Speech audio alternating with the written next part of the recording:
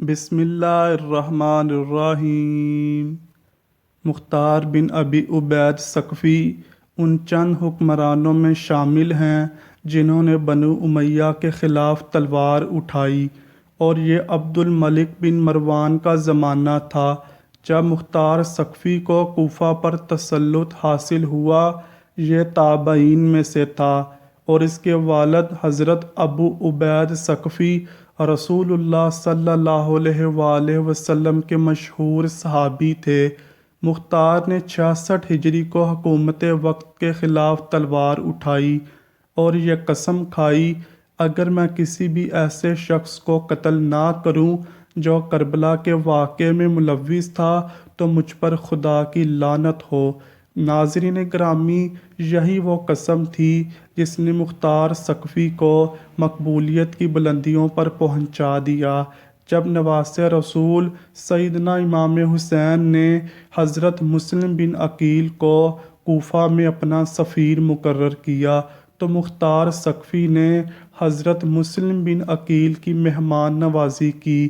اسی دوران یزید نے صحابی رسول کو ہٹا کر ایک سخت دل انسان عبید اللہ ابن زیاد کو کوفہ کا گورنر مقرر کر دیا، جس نے آتے ہی حضرت مسلم بن عقیل کے خلاف محاذ کھڑا کر دیا اور مختار ثقفی سمیت بہت سے لوگوں کو حضرت مسلم بن عقیل کا ساتھ دینے کی وجہ سے جیل میں بند کر دیا، اور پھر دھوکے سے حضرت مسلم بن عقیل کو شہید کر دیا۔ مختار ثقفی جیل میں اسی آس پر تھے کہ نواسۂ رسول حضرت امام حسین رضی اللہ تعالیٰ عنہ کے آتے ہی کوفہ کے حالات ٹھیک ہو جائیں گے، لیکن بدقسمتی سے ایسا نہ ہوا، اور بالآخر وہ واقعہ پیش آیا جسے تاریخ لکھتے ہوئے خون کے آنسو روتی ہے۔ سیدنا امام حسین رضی اللہ تعالیٰ عنہ کو شہید کر دیا گیا۔ اس واقعے کے تقریباً 6 سال بعد مختار ثقفی کو کوفہ پر حکومت ملی اور قسم کھائی، واقعہ کربلا میں ملوث تمام کرداروں کو جہنم میں واصل کروں گا۔ مختار نے کچھ لوگوں کی مدد سے 6000 لوگوں کے ناموں کی فہرست تیار کی جو کہ واقعہ کربلا میں یزیدی فوج تھے، اور تہیہ کر لیا، ان میں سے کسی کو زندہ نہ چھوڑے گا، انہیں عبرت کا نشان بنا دے گا۔ آئیے اسی فہرست میں کچھ بڑے لائنوں کی موت کا ذکر کرتے ہیں جو کہ مختار کے ہاتھوں عبرت کا نشان بنے۔ سب سے پہلے عمر ابن سعد کی بات کرتے ہیں۔ عمر ابن سعد کربلا میں امام حسین اور اصحاب کو بے دردی سے شہید کرنے والے لشکر کا سپہ سالار تھا۔ مختار نے عمر ابن سعد کو قتل کرنے کا عزم کیا اور کہا، میں بہت جلد ان صفحات کے حامل شخص کو قتل کروں گا جس کا قتل زمین و آسمان اور اس کے تمام رہنے والوں کے لیے خوشنودی کا باعث ہوگا۔ حسین نامی ایک شخص اس مجلس میں بیٹھا ہوا تھا، وہ مختار کی بات سمجھ گیا اور اپنے بیٹے عریان کو عمر ابن سعد کے پاس بھیجا اور اسے خبردار کر دیا۔ دوسرے دن عمر ابن سعد اپنے بیٹے حفص جو جنگ کربلا میں اس کے ساتھ تھا مختار کے پاس بھیجا تاکہ اس کے ساتھ گفتگو کرے۔ حفص جب مختار کے پاس پہنچا تو مختار نے اپنے ایک فوجی افسر کو جس کا نام کیسان تھا مخفیانہ طور پر اپنے پاس بلایا اور اسے حکم دیا، ابھی عمر ابن سعد کے پاس جاؤ اور اس کا سر تن سے جدا کر کے میرے پاس لے آؤ۔ ابن قتیبہ کہتا ہے کہ کیسان مختار کے حکم سے عمر ابن سعد کے گھر میں داخل ہوا اور دیکھا وہ بستر میں بیٹھا ہوا تھا۔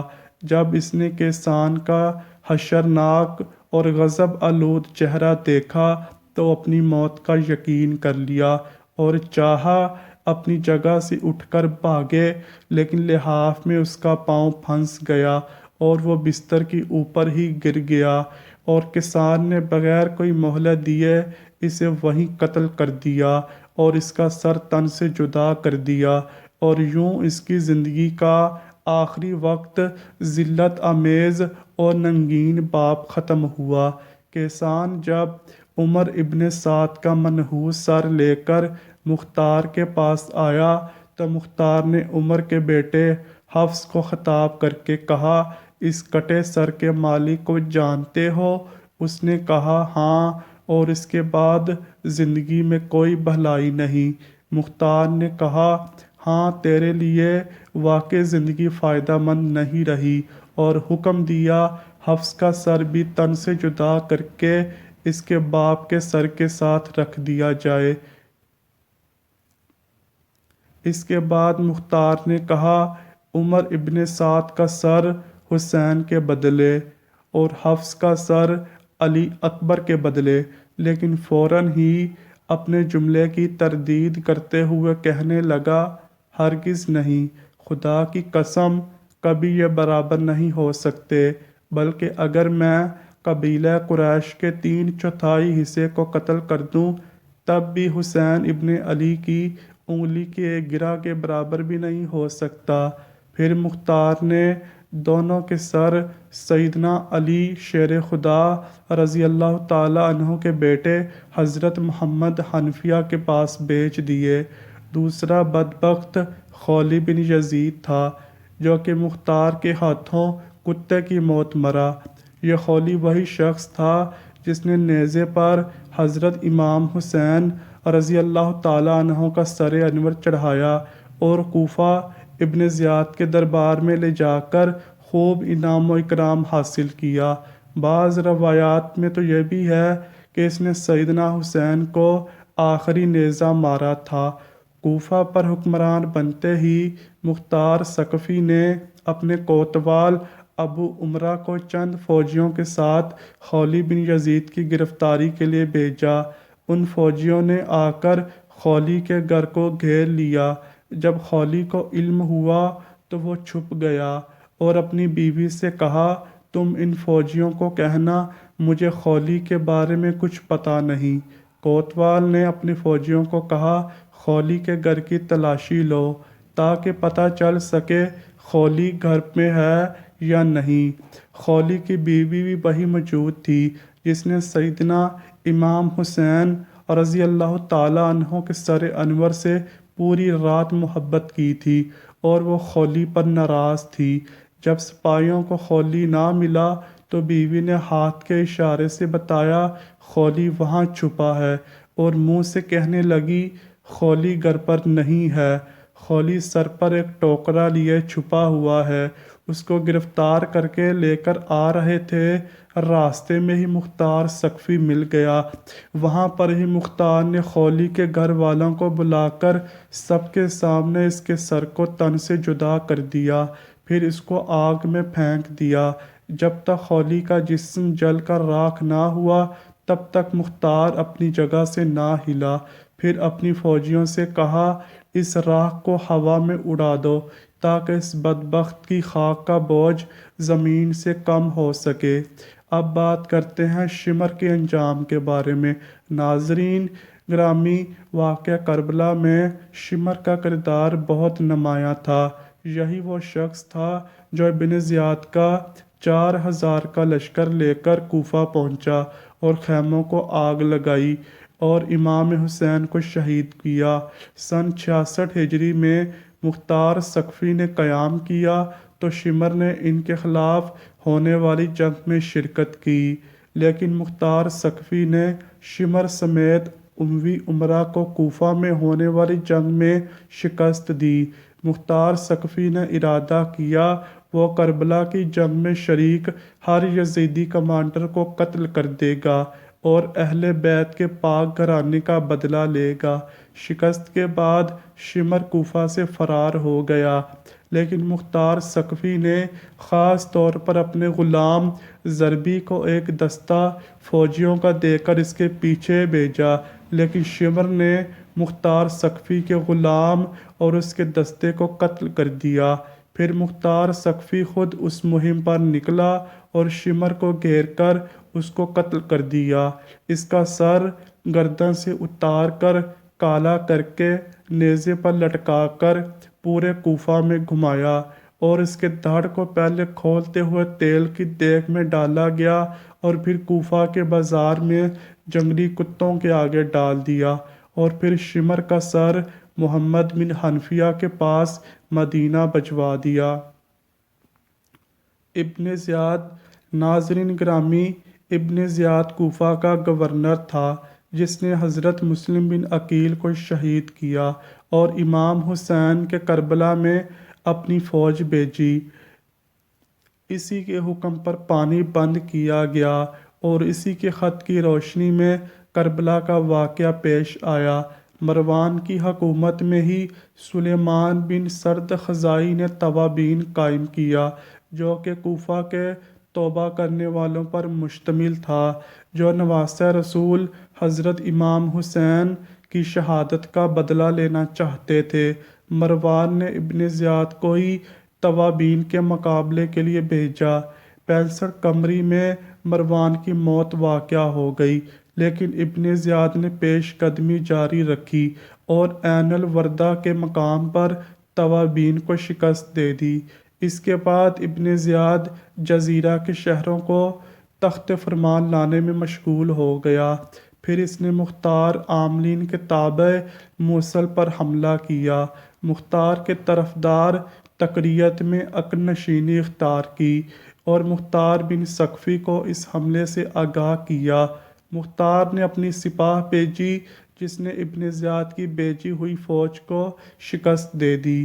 چنانچہ مختار سقفی کے لشکر کی کامیابی کے بعد ابن زیاد نے بدلہ لینے کے لیے ان پر حملہ کیا، جبکہ اس بار مختار نے ابن زیاد کے مقابلے میں ابراہیم بن مالک اشترا کو بھیجا۔ چنانچہ دریائے خازر کے ساحل کے کنارے موصل سے 5 فرسخ کے فاصلے پر عراقیوں اور شامیوں کی بہت بڑی جنگ ہوئی جس میں محرم کے 67 ہجری کو ابن زیاد نے شکست کھائی، جہاں پر ابن زیاد کا قتل ہوا۔ عبید اللہ ابن زیاد اور ان کے ساتھیوں کے سر تن سے جدا کر کے مختار سقفی کے پاس بھیج دیے گئے، جن کو عبرت حاصل کرنے کے لیے اسے ایک مسجد میں اسی جگہ رکھا گیا جہاں پر سیدنا امام حسین رضی اللہ تعالی عنہ کا سر مبارک رکھا گیا۔ اب یہاں ابن زیاد کے سر کے ساتھ ایک نہایت ہی غیر معمولی واقعہ پیش آیا جس کو سن کر آج بھی دشمنان اہل بیت کانپ اٹھتے ہیں۔